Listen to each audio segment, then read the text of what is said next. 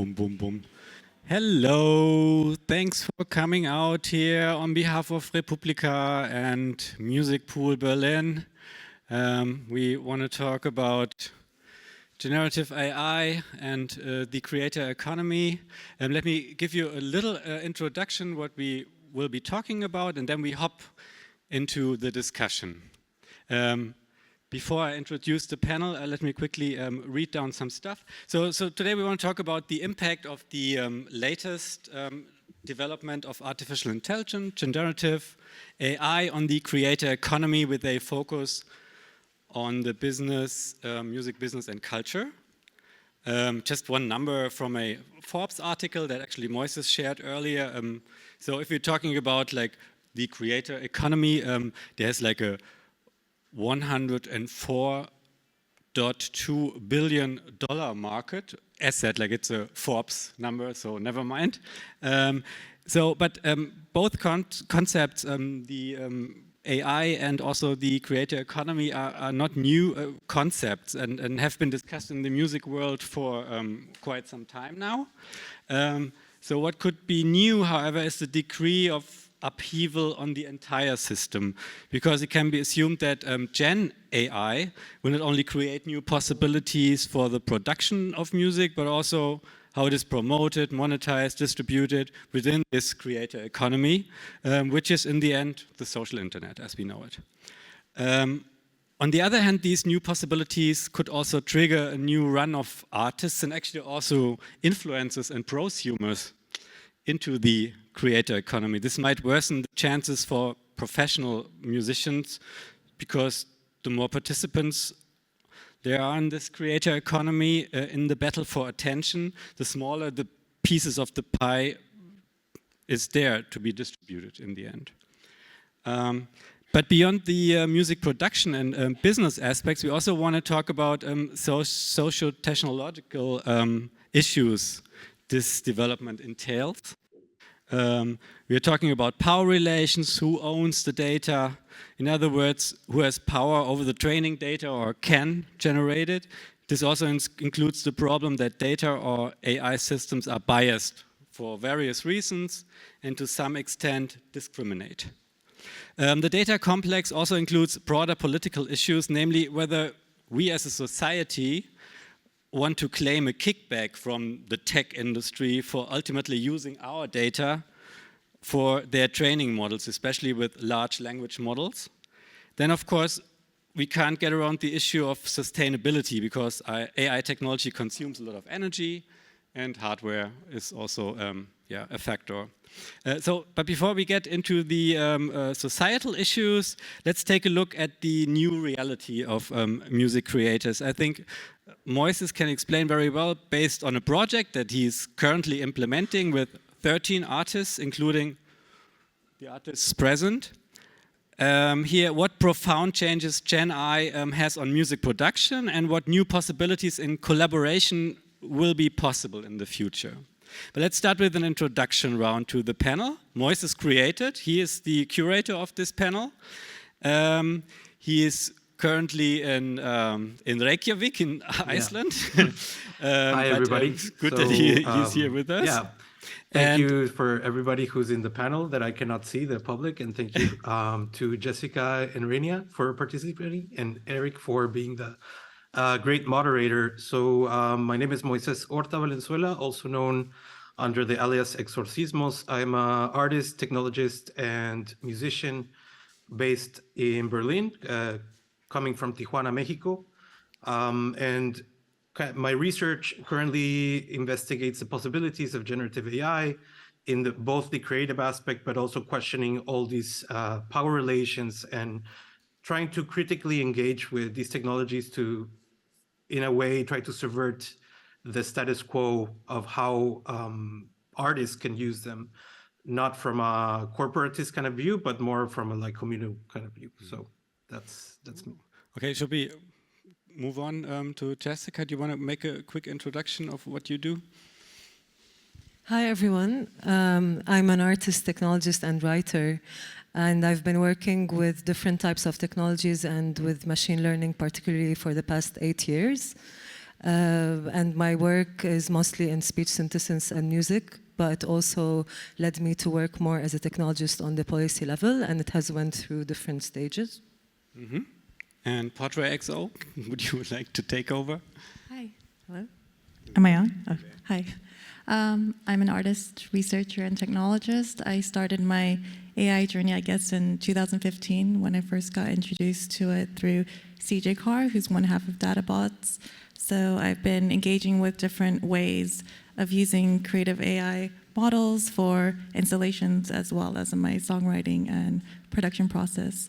And it's been an interesting journey, and it's impossible to not get really philosophical. And so it's been really great to speak with people like Moises and question what is the impact of this, of how it impacts us on a creative level, but also societally and environmentally and economically. Can we start with some basics? Because I think it's super interesting. Like, I would love to use your common project, like maybe to deep dive into what is actually changing at the moment due to Gen AI. So let's talk about the new normal in music production. So Gen AI tech gives us new tools that can mostly automate music production, for instance, automatic mixing, content creation, GPT-powered lyrics writing, voice cloning, you name it. Can you explain to us which AI technology you guys use for your current project, and how this new tech also basically affects the way you collaborate doing this project? Maybe Moises, you want to kick off, since I think you initiated the thing. Yeah. Sure. So we're working within the project is called Mutualismo, Becoming Sonic Networks. It's a collaborative album yet to be released. The release date is next month, if everything goes according to plan. So the technology, this album is based on a very different approach than we've seen in the current text-to-image sphere, which is not a corporation extracting data from all the artists without their consent, but rather have the artists in the loop from the very beginning and have they curate that data. So the project starts from the question of how does each artist represent themselves as data through their artistic output in order to generate, to create these AI mutuals or these kind of algorithmic representations of each artist or an approximation of these artists. To give a background of the technology, we are using an open source algorithm, generative AI algorithm that uses a technique called neural audio synthesis, which is a technique that basically uses neural networks to learn from a big corpora of audio, in this case, and music, in order to learn the patterns and the features present in this big corpus of data. And in the case of the project, it's learning, the style or the features that each artist has in their production. So the process was to ask each artist, Jessica, Rania, and 10 more artists, to curate a data set of their own music or inspirations of their own music, field recordings and whatnot, in order to train this model and then give this model back to each artist alongside all of the other models from all the collaborators. So everybody has access to each other's models in order to basically sample from it or to transform other sounds into the style of, like, for example, Jessica's style or Portrait XO sound or my own sound, in order to become each other in a metaphorical way by blending each other's features and characteristics with this, using this technology. The interface that I built to use this algorithm from a no-code perspective is called Semilla, which is it's an interface to interact with this concept of the latent space that you can think about as this multi-dimensional representation of this big data set. So the resulting album is 13 tracks made by each of the artists, and I guess I don't want to go so deep into this because I don't want to ruin the surprise, but I'm also very curious to know their experience of Jessica and Portrait. how it was to work with this and what are the insights or the problematics or the benefits that you see. Can I ask one question before we move on? So when you talk about the AI models of your collaboration partners, so what exactly do these models include? So is it just like tracks, or is it other kind of data? So I'm just curious. I mean, I guess for my own model, I can say that I included most of my own tracks. Basically that. So it's like all of my past productions and even like already some AI generated tracks fed into that. So it kind of learns the sound design spectrum or the timbral representation of my own style of music. But this was very different for each artist, if each one wants to talk about their own. Ah, yeah, cool. So how was it? For me, actually, I asked Moises if we can do 2 training data sets, one for voice, because I do a lot of voice-based work, and another one for drums, because this is also how I, in a way, switch between like the main sonorities of my musical work. And for me, it was much more interesting to use the other models than to use my own. So, and I feel also there is this like collective dissolution, which one experiences in raves, which also in a way one experiences in practices that is based on DJing, which at the same time can also, it's a continuum. So in a way, it's either like you are celebrating and working with a certain collectivity, which for me was really interesting in this project, or in a way it could be like, shining away from the modes of production. And I feel with Semia it was really interesting to really to in a way also work differently with like to change processes of composition, and you know, to have around this collectivity, some of which artists I know very well, some of which I don't. So I also found about other artists' music through playing with their trained model, which for me was interesting. And I feel because in a way the synthesis of the music is automated, so like one can put more focus on arrangement, for instance. So that was, yeah, for me, I really love to work with this multiplicity of voices because I already tried to do it on my own. So it worked in a way, in an interesting new architecture. This sounds extremely fascinating. Would you like to add some of your experiences? Yeah, so I decided to, as a fun experiment, take 10 hours of AI-generated audio of my voice that CJ made from his custom AI model, and I gave that to Moises for training for Semia. So this was like Gen 2 AI voice. And I was just curious what the result would be.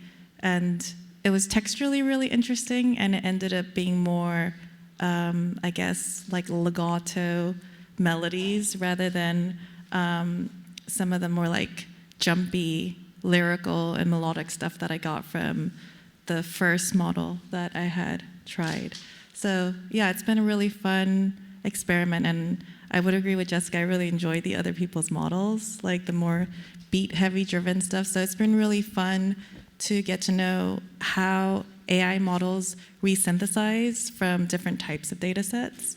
So some people had like really beat-heavy production, some people had voices or other different types of textural stuff, and so it's been really fun. And I think the plugin itself, the way it's been designed, which is a really beautiful Max plugin, I found really, really fun to play with. But I did find myself needing more fingers, more hands, because there's so many faders and knobs to crawl through this space, this latent space where you do the real-time audio synthesis. So I did a performance at Monum at the end of last year where I used sensors and mapped different gestures to each of the little parameters. So that, I felt, gave me the most immediate way of playing with your tool, which was really fun. I imagine it's also a bit intimate when you're sharing that kind of data, voice data, for instance. So one question to Moises: how was this? How was this for you? I mean, did you expect the kind of data that you in the end received from your collaboration partners, or was it like a big surprise? Or I can't really imagine what your expectations have been and what in the end came to you and how this felt. Well, I mean, it was a lot of training time. Like I haven't really counted, well, how much the compute time, but this project pretty much lasted a year to complete the final tracks, from the training, from the data set curation that I received from each artist, to the designing of the tool, and then to receive the tracks. I was pretty happy with all the different models. Like, I think I was also even more eager to perform or to play with other people's trained models, because I guess it had more novelty sound-wise than just using my own. And it also kind of permitted me to explore different textures that I might not have explored before. So in that way, it was interesting. One thing I might add is that because these algorithms are not perfect per se, they're basically approximations of these data sets, they all have these very particular artifacts to them, which when layering them, these artifacts of the network itself kind of add up to this very strange raspy quality to it. So it kind of sounds lo-fi in some kind of way, and which is interesting because you think about like really high-tech algorithms, and it does sound like an approximation. It has this very organic quality to them, which is rare for a digital instrument to be like that. So I found that quite interesting, and I remember Jessica mentioned in an email that like when listening to the whole album, that that it all sounded like it was made with the same technology, which kind of puts into question, in my mind, this idea of like homogenization. Even though each model had like their own stylistic quality, you can still hear the algorithm per se, or the medium specificity to it, which is kind of like, for a project, I guess it gave more questions that it answered in this way. And I think I would like to hear what the other artists are thinking about this specific process. Yeah, I think you can hear the voice of the machine in a way, like the vocoded voice of the algorithms, and also the way AI also like misinterprets samples, because it's also, at the end of the day, it's a certain statistical process. And in the statistical process, there's a lot of entropy and also contingencies based on things that are not readable. So I personally, this is one of the things which made me interested in the first place in working with artificial intelligence, with machine learning. Also, like for instance, you can get these very animalistic sounds, which in speech synthesis, because also the way sound is broken is different than also how our brain does it, or how how we also give semantics to it, and so on. And but I feel personally like I've been in the last few years getting less and less interested with working with machine learning for music specifically. And also I feel like working with AI and in a way looking at the knowledge production around it, and also the emotional production at this point, you know, where you see like technologies that if you're a technologist or if you're a programmer, that you might have been working with for several years, but then seeing now how things are in a way being presented to the public, and also how art and labor are in a way being spoken of as if an artist's work has been always also a certain mechanical production, which I don't think it's been like this at all. Also, if you look at discourse within artistic production, especially in the last century and so on. So for me, computationally, I'm more interested in other parts and other technologies than AI at the moment. But for me, what's really amazing with Samia is more the social aspect, and in a way this afterlife. So for instance, like also like Daniela, one of the other artists, you know, she got in contact and she asked me if she can use my model for a track. I'm like, yes, like how are you gonna credit? She asked me, how do you want it to be credited? I'm like, you know, we're thinking about this together. This is really exciting to do that. But then in a way to feel that in a way my labor will be taken by this technology, I feel like it's very different. And I'm also, like, I feel it's very alarming in a way to think of to not question our intelligence to that degree, and while we really need to unlearn a lot because of the type of also society we've produced so far with so many crises. So I really feel, in a way, AI can be such a projection, place of projection, rather than really delving deep into also the shadows of where we are. So, can I ask one question before we move on? So I was just trying to imagine, did it feel safe, like giving away the data? I mean, you just explained like this interaction, like with your collaboration partners, and that it was actually like started with a discussion, finding a consent, how the data, which kind of is intimate, sort of, is used. Did it feel safe, or was it kind of yeah, totally. scary whatsoever? No, I think it felt safe also because we've been in conversation for many years, and we both have a very, like, we think also of our work also in music as a place of congregation and collectivity, and we have a shared also politics around, in a way, mutualism, and it's also, I knew it's not the same. You know, is really like now what you get like when listening to, for instance, Drake AI and stuff like that. It's very polished, you know, and it's really like, it's also made in certain ways that if you're working with other more experimental forms of music, you cannot replicate this, and it's not like in a way giving away myself or anything close to that.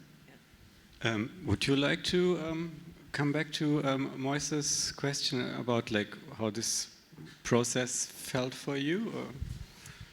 Yeah, I think I also agree about the social aspect. I think that was really great. And I think more artists, the more there are people like getting hands-on experience and sharing what that feels like is really useful and helpful, just to keep the narrative diverse and move it forward in interesting ways. Because I think there's been so much misconception over the last few years about, because this whole creative AI boom happened, that it's the artist's fault for all this AI getting out of hand. And I think whatever it is that we envision in our heads about doomsday ways of using these technologies, they've already been happening for like decades. This isn't new technology. The difference is that these last few years, because open source community have created these tools for artists to play with, we have so many impressions now, and we get an impression of the behavioral side, and so I have found that really fascinating. And there's also this kind of obsession with real-time AI, and I've gone down really lengthy conversations with Moises about this, because people have been obsessed about this, or really like, oh, but how do you make this real-time? And my pushback on it is like, I don't think real time is as, I mean, it's also like how far do you want to go down that rabbit hole of defining what is real time, right, when you go into performance mode. But when you listen to this real time neural synthesis, it is a bit strange. I think it makes us have interesting new feelings because it's the most intimate reflection of human-machine co-creation. It is weird, it's glitchy, and it's strange, and also, we're trying to make sense of it as much as data scientists are. So that's been really interesting to get into the space, and it's the conversations that we get to have with other experts. And they're also getting first impressions. And suddenly, there's this rich conversation that happens where people can experience what this black box AI synthesis sounds like, and have conversations with experts who are also like, you know, we can question through different perspectives, and also come to common grounds, this understanding that this technology is not perfect. We don't have self-driving cars, it's not perfect, because everything is trained on humans. And this is like a really important part of the narrative, I think also, that we can't forget the human's role in all of this. Everything is trained on our human input, and it depends on what we do with the output. Since Moises just shared this article about the Japanese government recently reaffirmed that it will not enforce copyrights on data used in AI training. So did this somehow affect like this collaboration? Did you think about like, okay, so I give my model away, and maybe have you also thought about monetizing this project, or is this part of the plan, since we want to talk also about the creator economy and the implications of your experiment? Can I say experiment, or is this more than an experiment? I mean, I guess it's a first, I mean, it's a musical album first and foremost. I don't want to I mean, even though the technology plays a big part in the process, I don't want to make it exactly about the technology. I really want to center that social aspect that we've been talking about, and how, when dealing with extractive technologies such as AI, it doesn't have to be, just downloading stuff from the internet without anybody knowing about it and then kind of profiting off that thing. It's like Rainy is saying, that humans are in the loop at the very beginning of the data production. It's basically data is human labor, so we need to kind of acknowledge that. So it's more about that than the technology itself. The technology can even be seen as an excuse, because at the end of the day, we could have just made a collaborative album sharing files, audio files over the internet, and that would have been equally as interesting. But because this technology is so new, and I'm also very interested in exploring the medium specificities, if you will, of artificial neural networks. And as part of my research, I wanted to also kind of include that in the mix. But going back to that question, I think that what we're seeing with, for example, Japan just not disregarding copyright, it kind of makes sense, because I mean, if you see in the visual sphere, there's so much anime being used as a baseline for a lot of these text-to-image models, that their argument is okay, so the West is just using all this culture, Japanese culture, to advance their development of these technologies, at least in the AI visual sphere, synthetic visuals. So why don't we just kind of disregard this, which is kind of okay, they want to get on top of the game, so people are just trying to advance in this in whatever way possible.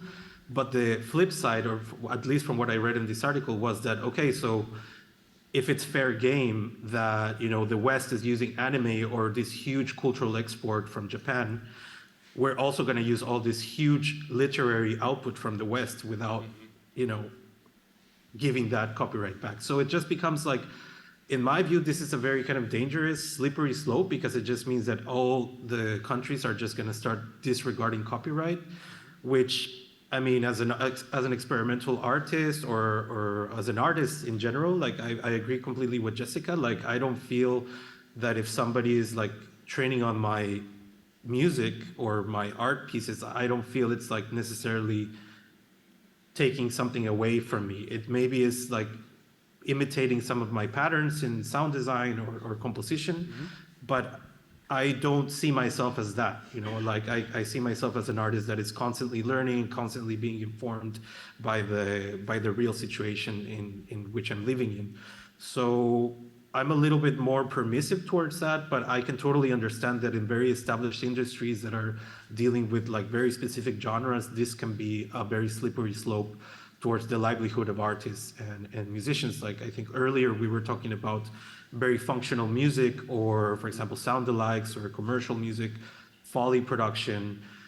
These are the jobs that are going to be, these are the jobs that are going to be first kind of offset. And this is kind of where we, even though it's, okay, for artists as ourselves, we can say, oh yeah, this is very generic, but it's still if that's the beginning, then it's kind of it's not we're all kind of in this together. It doesn't matter if somebody's making, music for a commercial or somebody's making very experimental art. It's still within the art. So it's, I think it's important to not forget about that.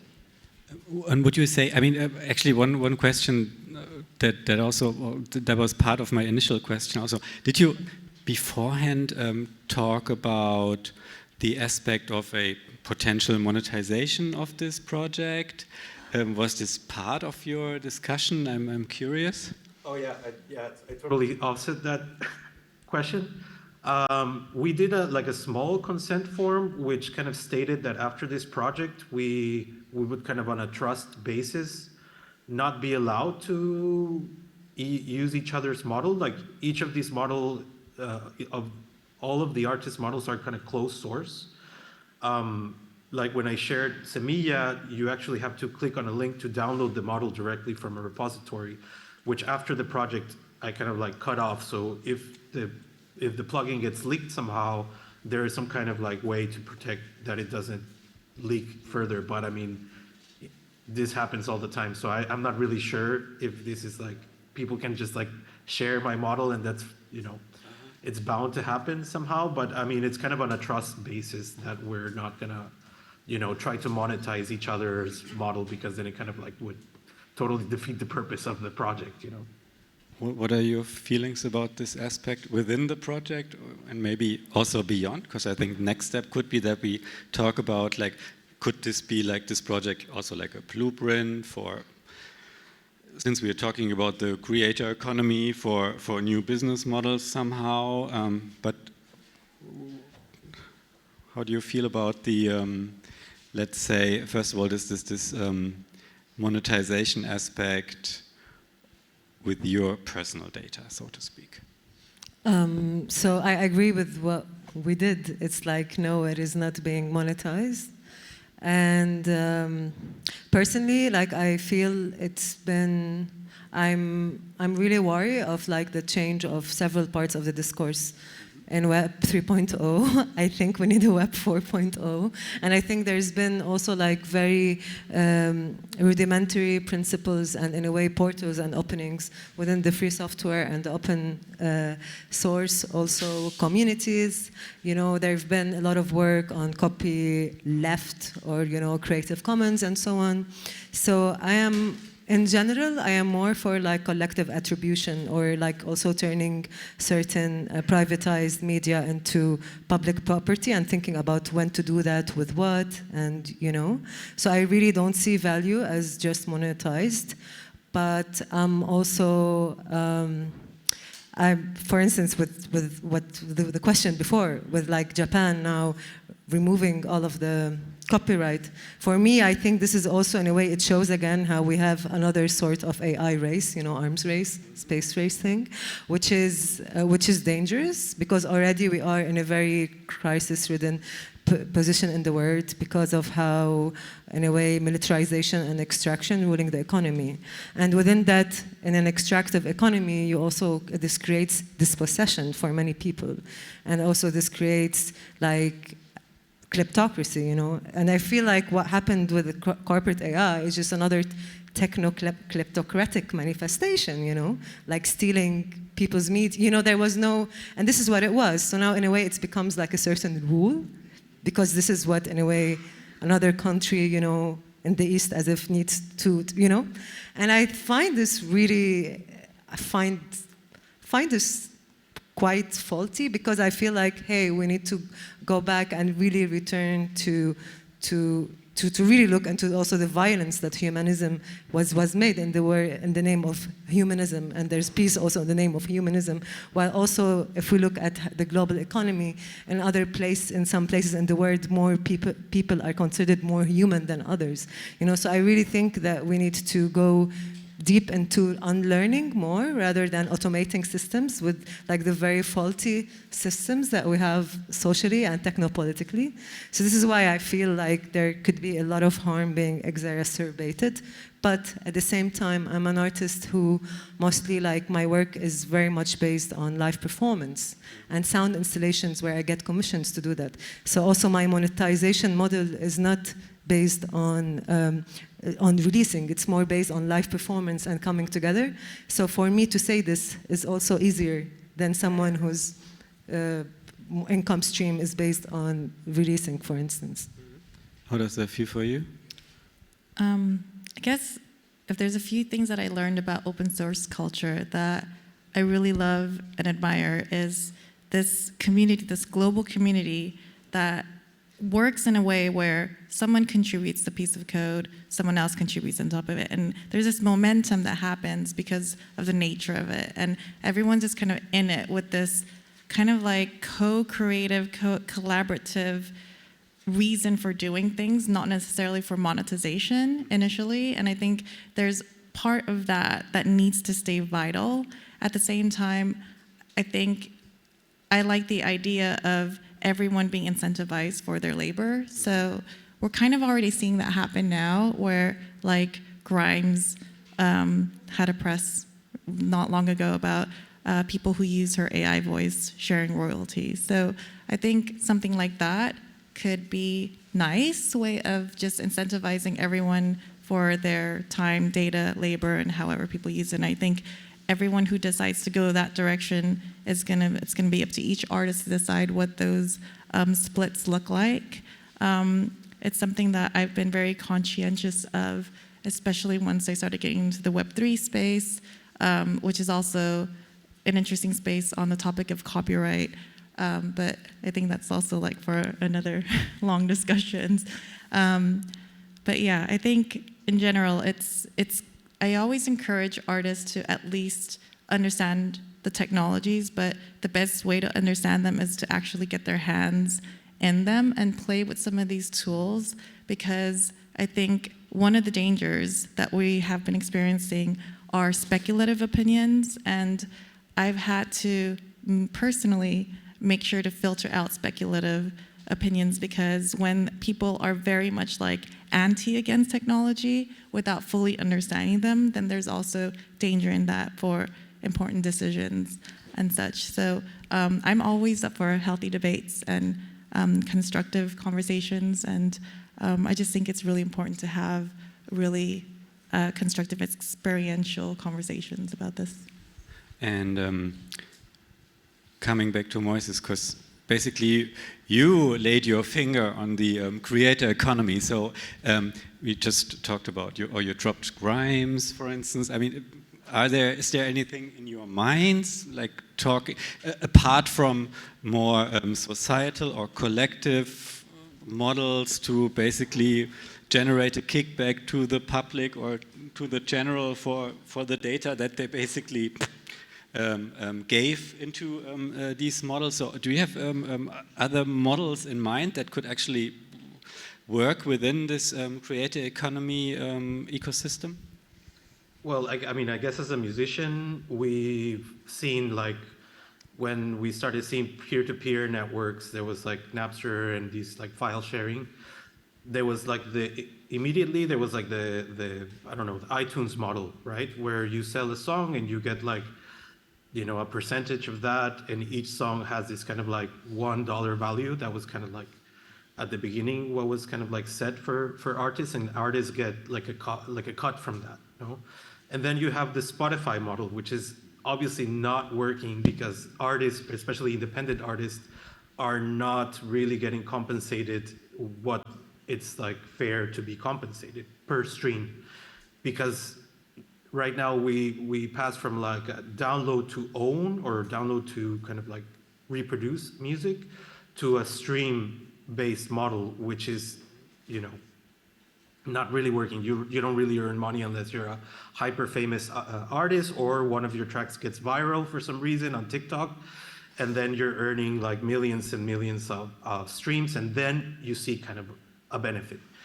So the people that actually are making money are usually the copyright owners of music, which are usually music labels or big conglomerates. So I don't see generative AI as an artist to necessarily, you know, if it's gonna go down that path, it's just gonna be even worse, because then people are we're not talking about fixed media, we're talking about generative media. So it just becomes like exponentially worse, you know, like how do we even like redistribute that? So the only kind of way that I see as an artist is take a bit more of a union approach to have like artists develop models that, you know, people are owning their models. And if they want to monetize it, they can set their own price, kind of like the Bandcamp model, to say it in a way, where you set your own price for your model. You can kind of like, you know, this doesn't really exist. Like a right cooperative now, but it's approach. a possibility that I can see like the lesser or the one reaping the most benefits, because it actually puts the artist and their decision to name their own price of their labor up front, instead of like a platform deciding what is the cost of a stream, right? So I kind of see that potentially could be, but then it implies that artists are affiliated with technologists and engineers who can actually build these platforms. So it's not really, it can't be the job of an artist or a single artist. It really has to be like a collectivity of people that try to build these systems in a fair way.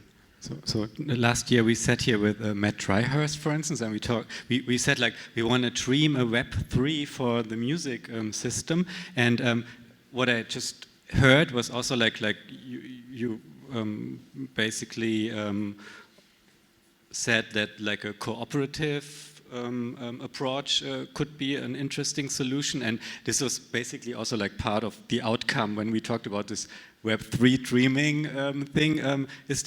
Are there these Web3 ideas, co-op ideas, DAOs, whatsoever? Is this still something you think about, or is it like sort of gone already and past, or is this still like a concept you think about? Jessica, I don't know. I still think about this in different ways, and I also, like, as a technologist, I work on creating like peer-to-peer platforms and work a lot with different levels of cryptography and rethinking of cryptography also as a way that is not just based on computation, and to think of different tool-centric approaches. So I'm really, like, I'm more interested in looking at the interlinks between also using different technologies together and see how they relate together.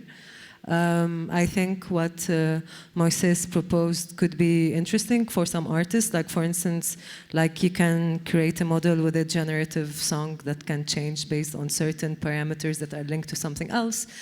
So more than thinking about like this song by itself is generative, for instance. Like, that can be interesting. But am I interested in creating a neural network that's trained on my music to sell it to others? Personally, I don't think that's interesting. Like, I'd rather, think more creatively in different ways, especially that now computationally, AI is no longer taking a big part of my interest and energy. What do you say? On specifically Web3 and copyright, it's interesting because the nature of Web3 is transparent, right? So you can keep track of everything. So in a sense, when you put anything on chain, the question comes, well, do you need to copyright this if it's there and everyone can see it? And so I've had countless conversations about this, including Matt Dryhurst and CJ. And so I created a Web3 DAO that's been kind of slowly building called Sound Obsessed, which features data scientists and sound artists and musicians who are inventing the technologies as well as interesting outputs. And it's been a really long work in progress, and we're still having these conversations about what are the best ways to put things out. But basically, it's an archive of sonic innovation, so that at least we can have a space where things are documented if that's the direction that people want to go. And the hope is that we can also give an opportunity for early adopters to support early innovation. And this is something I learned from CJ because he's been so active in the creative AI community. So what he's done over the past years was to put out any kind of like progress that he makes on an algorithm. He'll just release a huge batch of NFTs, and he'll get this massive support from like very, very niche community who are really into pushing these technologies forward. And that gave him this new economy of supporting his early research that wouldn't have come other way. So I think that's really interesting. I think that there are benefits of that, and also just this idea of like shared ownership. And so on our website, everyone who decides to put their work there, they can build smart contracts and put everyone down, everyone from the data scientist, other artists that they collaborate with, decide their own splits, so that if it is a direction that they want to go to auction something for early support, they can also do that. Moises, when we had our conversation before the actual talk, I don't know, maybe I misinterpreted, but I had the feeling that you could sort of imagine that maybe also what Jessica just said, like for instance, if you have like an AI model as a, let's say, creative basis with a certain I don't know, with different levels of rights, for instance, what you can actually use, or maybe it even works on a consent with an artist or so on. So could this be like an interesting model that could be sort of used on such a co-op platform, for instance, that you basically have like these data sets and offer on these platforms to play around, work on music with these models? Is this something you had in mind when we had this first conversation? Well, I mean, I see these things as just like new kinds of synthesizers, so I use them more creatively, and as well as like sometimes develop new techniques that are very from the practitioners or the artist perspective. It's not trying to reach any kind of like, you know, data scientist. You know, I'm not really writing papers or doing this kind of stuff. But I don't know. I mean, personally, I see that the more interesting kind of applications could be like these generative, like, because, you know, one of the medium specificities is this infinity or near infinity of production of these neural networks that are like, you know, you can have these millions of variations, but also to treat them as more than just like like more than an imitation, like just trying to reconstruct perfectly my own music with these networks. I don't find it like so interesting. I think the failures or like the ways that you can kind of bend them or, you know, switch around layers in a network, in a pre-trained network, that's to create actual new sounds that are rarely explored in the literature, because I think the literature is trying to prove that, okay, this new model is the best one by 2% than the older one, and la la la. No, it just tries to optimize. But I see it as a way to, like, I see neural networks or these very lean, because if we really talk about the size of these networks, these are tiny neural networks compared to the ChatGPT of the world, right? These are stuff that you can run on your computer locally, which is a very different approach than having a centralized platform where you can have to interact with. So I just feel like the development that I find interesting is where the artist or the practitioner has that network in their locality, and they don't necessarily have to send the data to somebody else. I think, like, I haven't talked about this, but the release of the album is going to come with the tool of Semilla, but not with the artist model, but rather a custom-made model recorded especially for that release that is, you know, copyright free, and it's like made for you know, it's for people to interact with it, and also as a web app where the algorithm is running locally, and you can run it even on your phone without any sort of like exchange of data. So you don't really have to upload any of your personal information. You can even upload very personal stuff, and the processing is just happening locally. So personally, I'm just interested in that kind of approach and trying to decenter the, you know, the centralized data extractive approach into this practice and in the conversation. And one more general question to all of you, because this is something that really, I don't know, this is something I really think about a lot. So historically, we saw like technological disruptions in the music industry for, I don't know, 20, 30 years, starting, I don't know, with a Atari ST personal computer and so on. And it usually always triggered like a, I don't know, like a boom of creativity, new genres that popped up. So do you see any such a kind of like boom or popping up new interesting stuff that is directly related to these technological advancements? Maybe to all of you. I think it's like Moises mentioned earlier about there's a certain sonic aesthetic you hear from each AI model, and every AI model has a different aesthetic. Like when I hear something from Jukebox, I can tell it's from Jukebox AI.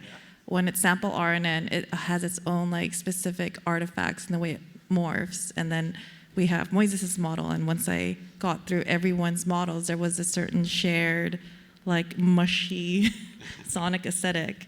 And so I think it's, if I imagine like 10 years from now and we look back at this time, I think for me what's the most fascinating is that it's the most like intimate translation of how humans are trying to emotionally give people experiences of what human-machine co-creation actually feels like.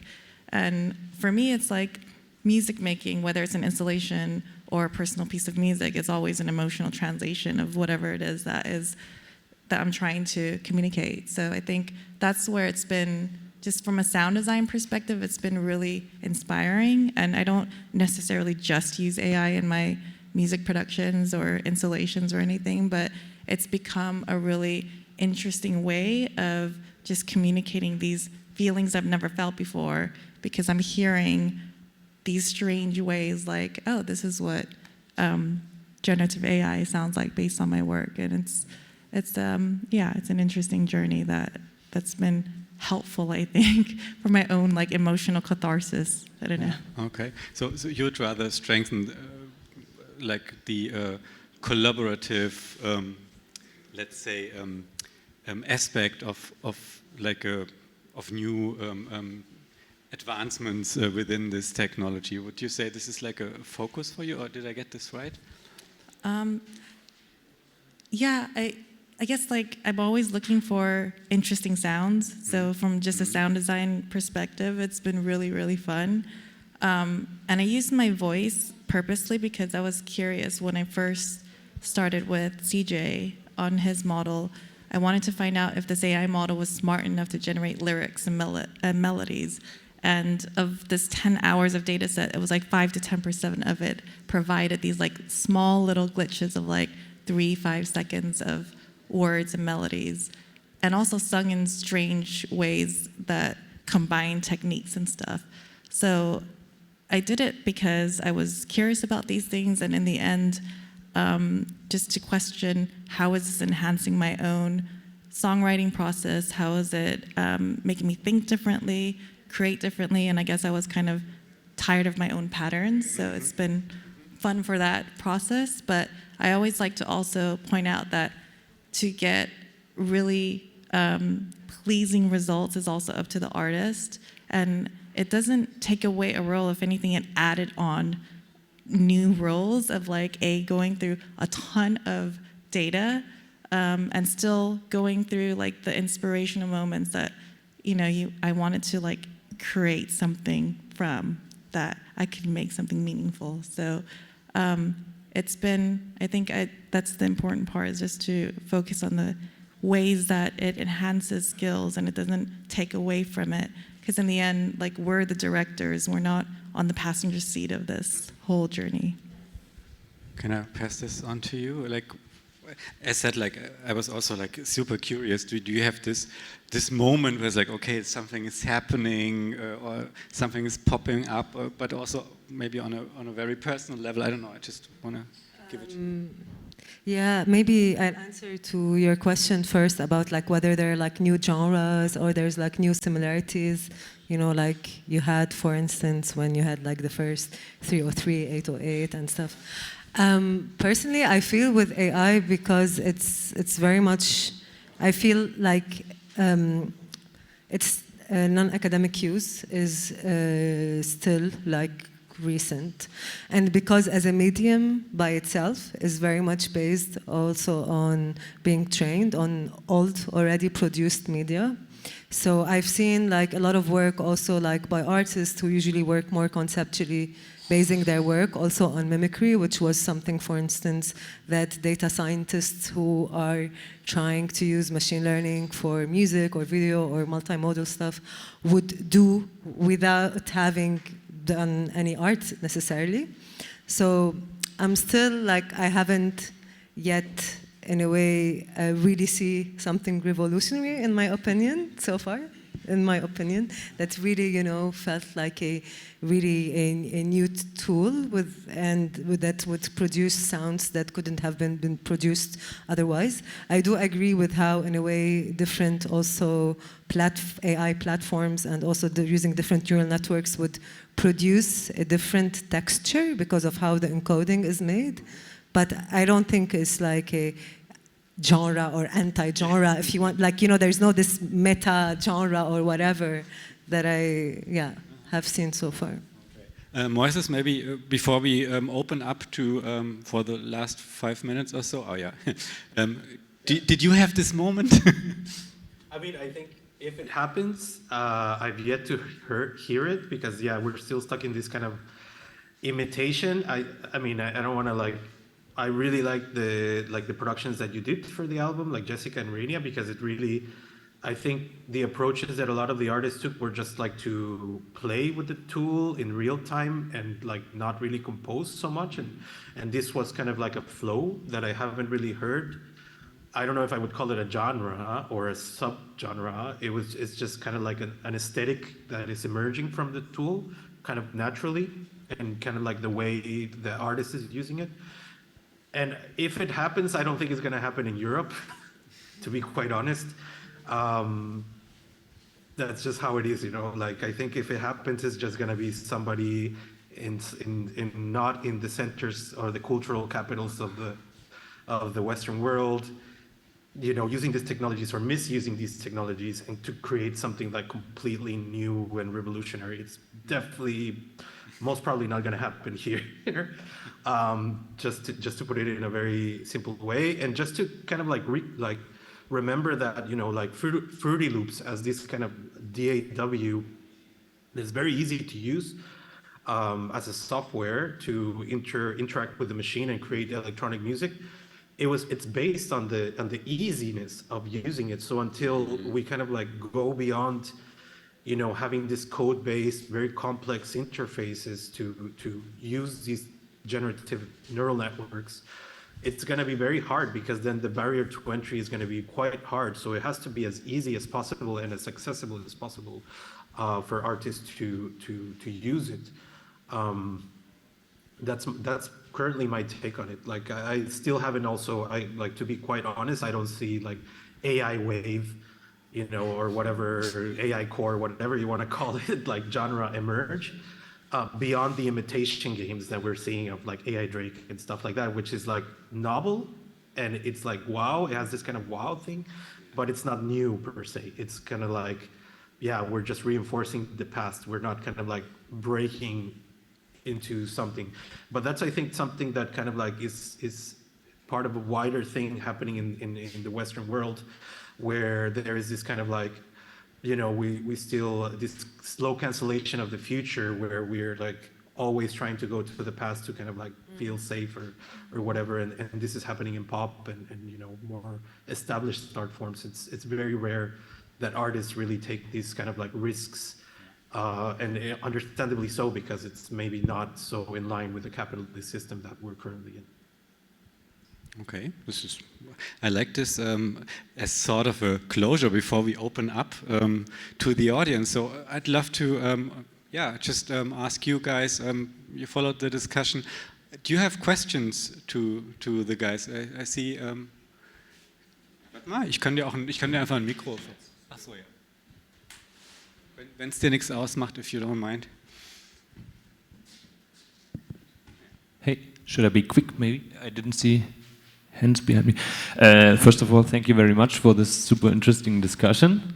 And what I enjoyed a lot about the upcoming album is that you went through the process of training all those models yourself. And I think my first question about this is, would you agree that training these models, or that the true potential of AI in music, the true creative potential, would lie in training these models yourself, as opposed to being dependent on pre-trained models?